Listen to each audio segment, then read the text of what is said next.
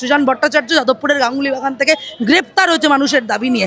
আমাদের কথা সৃজনদা সহ গোটা রাজ্য জুড়ে যত কমরেডদেরকে গ্রেপ্তার করা হয়েছে ধর্মঘটের মিছিল থেকে তাদেরকে অবিলম্বে নিঃশর্তভাবে মুক্তি দিতে হবে, নাহলে পশ্চিমবাংলা কি করে অবরুদ্ধ করতে হয় এসএফআই সেটা জানে। সৃজন ভট্টাচার্যকে গ্রেপ্তার করার প্রতিবাদে কিন্তু কলেজ স্ট্রিট মোড় বন্ধ করে দিয়েছিল এসএফআই ছাত্রছাত্রীরা। আমরা সেই ছবি দেখাচ্ছি, সেখান থেকে কিন্তু কলকাতা পুলিশ তাদেরকে প্রিজন ভ্যানে তুলছে। আমরা আপনাদের সেই ছবি দেখাচ্ছি, সেই ছবি আমরা কথা বলে নেওয়ার চেষ্টা করব। একদম প্রিজন ভ্যানের সামনে আমরা ছবি দেখানোর চেষ্টা করবো। প্রিজন ভ্যানের সামনে কিন্তু বন্ধ করে দেওয়া হচ্ছে। প্রিজন ভ্যানের সামনের ছবি আমরা দেখাচ্ছি, সেখান থেকে কিন্তু প্রিজন ভ্যান যেতে দেওয়া হচ্ছে না। কলকাতা পুলিশের যে গাড়ি প্রিজন ভ্যান সেইটা কিন্তু যেতে দিচ্ছে না এসএফআই ছাত্রছাত্রীরা। শাসক দল যখন ক্ষমতায় ছিলেন তখন পান থেকে চুন কষলেই ধর্মঘট ডাকতো, বন্ধ ডাকতো। আজকে ধর্মঘট বন্ধ ডাকাতে ওনার আপত্তি হতে পারে, কারণ এই যে দাবিগুলো শ্রমকোটের যা দাবি, আজকের ধর্মঘট মূলত বিজেপি বিরোধী ধর্মঘট, কেন্দ্র সরকার বিরোধী ধর্মঘট।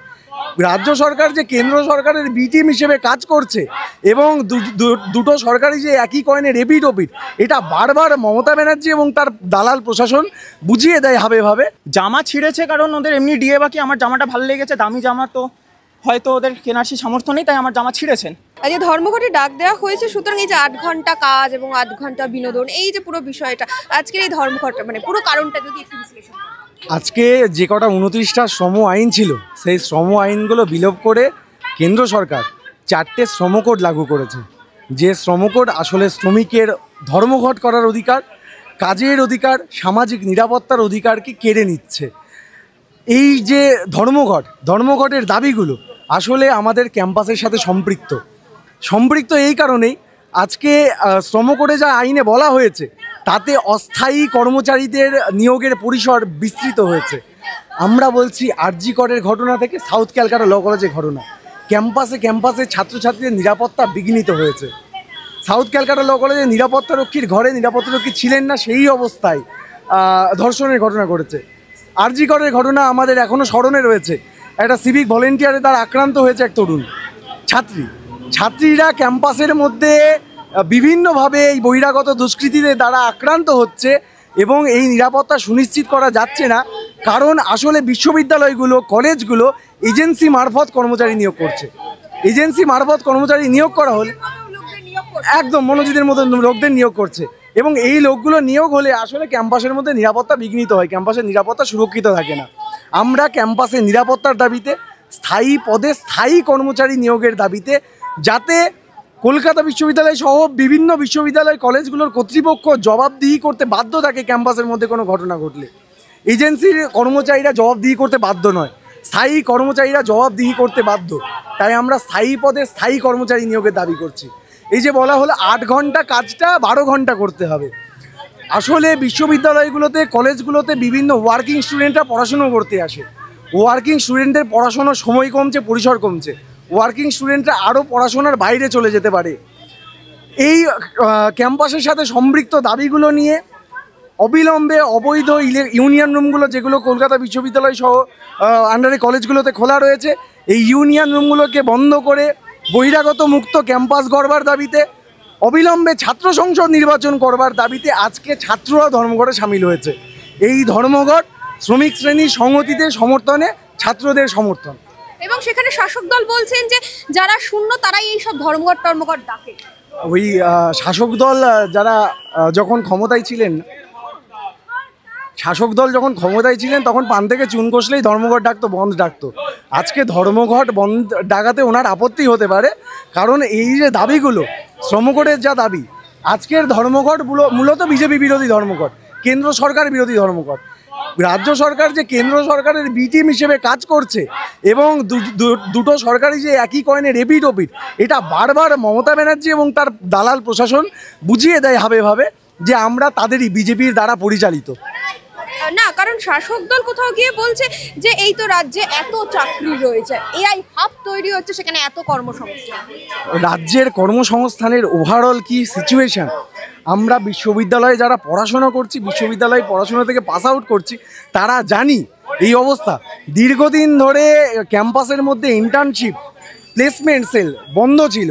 কলকাতা বিশ্ববিদ্যালয়ে এসএফআইয়ের আন্দোলনের জেরে আগের বছর থেকে প্লেসমেন্ট শুরু হয়।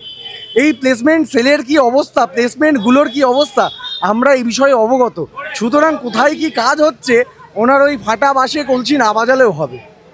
এবং আমরা কোথাও গিয়ে দেখতে পাচ্ছি গ্রুপ সি গ্রুপ ডি কর্মী থেকে শুরু করে শিক্ষক শিক্ষিকারা সবাই নবান্ন আন্দোলন এক সপ্তাহ পর পর করছে রাজ্যের। 2019 সালের পর থেকে আসলে তো এই গ্রুপ সি গ্রুপ ডি স্থায়ী কর্মচারী নিয়োগের পরিসর বন্ধ করে দিয়েছে সরকার। বিশ্ববিদ্যালয়গুলো এজেন্সি মারফত নিয়োগ করছে, স্থায়ী কর্মচারী নিয়োগ করতে পারছে না। কলকাতা বিশ্ববিদ্যালয়ে প্রায় 50% শিক্ষক পদ শূন্য অবস্থায় পড়ে রয়েছে। ছাত্রছাত্রীরা স্থায়ী শিক্ষকের অভাবে ভুগছে। এমন কিছু ডিপার্টমেন্ট রয়েছে, সেই ডিপার্টমেন্টগুলোতে স্থায়ী শিক্ষক পার্মানেন্ট টিচার নেই, সেইগুলো চলছে গেস্ট লেকচারার দিয়ে। আমরা দাবি করেছি, দীর্ঘদিন ধরে দাবি করে আসছি, অবিলম্বে শিক্ষক শূন্য পদে নিয়োগ করতে হবে এবং স্থায়ী পদে স্থায়ী কর্মচারী নিয়োগ করতে হবে।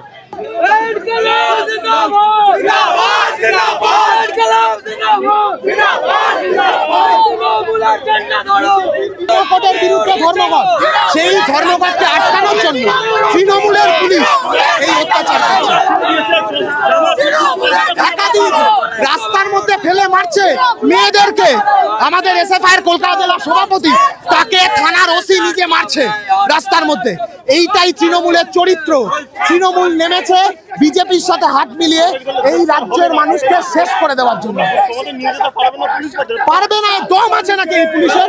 এসএফআই কে আটকানোর দম এই রাজ্যের পুলিশের নেই। সৃজনকেও খানিকক্ষণের মধ্যে ছাড়তে বাধ্য হবে। সারাদিন চলবে, কন্টিনিউয়াস। এখানে যতজন আছে, বিশেষ করে ছাত্রীদেরকে টার্গেট করে মারধর করেছে কলেজ স্ট্রিটের মোড়ে। কাউকে আটক করতে পারেনি, আটক করবার চেষ্টা করেছিল। এসএফআই এর কর্মীরা দাঁড়িয়ে থেকে নিজেদের বন্ধুদেরকে প্রিজন ভ্যান থেকে বার করে নিয়েছে। জামা আজকে কোথাও গিয়ে ছিঁড়ে দেওয়া হলো এবং প্রিজন ভ্যান আটকাতে গিয়ে জামা ছিঁড়েছে ছিঁড়ুক, কিন্তু আমাদের যে দাবি আটকাতে পারিনি, আমাদের যে মিছিল আটকাতে পারিনি, না কোনোদিন পারবে এই দলদাস পুলিশ, সেটাই একটা বড় বিষয়। জামা ছিঁড়েছে কারণ ওদের এমনি ডিএ বাকি, আমার জামাটা ভালো লেগেছে, দামি জামা, তো হয়তো ওদের কেনার সেই সামর্থ্য নেই, তাই আমার জামা ছিঁড়েছেন। ব্যাস এইটুকুই আর কি। আর কলেজ স্ট্রিটের মাটিতে একটা ছাত্রকে গায়ে হাত দেওয়ার পরিণতি, সেটা আজকে আপনারা দেখলেন। কিছু বছর আগে, কয়েকদিন আগে শ্যামাপ্রসাদের জন্মদিন গেল। এই ক্যালকাটা বিশ্ববিদ্যালয়ে একজন ব্রিটিশ আসবেন বলে ছাত্র নেতা দুজনকে রাস্টিকেট করেছিলেন। আর আমরা তো সেই শ্যামাপ্রসাদের উত্তরাধিকার নই, আমরা ভগৎ সিং, আশফাকুল্লাহ খান, রামপ্রসাদ বিসমিল এদের বংশধর। আমাদের এইভাবে আটকানো যাবে না, না কোনো দিন গেছে। এটা আরও তীব্রতর হবে আন্দোলন এবং এটা শেষ দিকে ছাড়া হবে।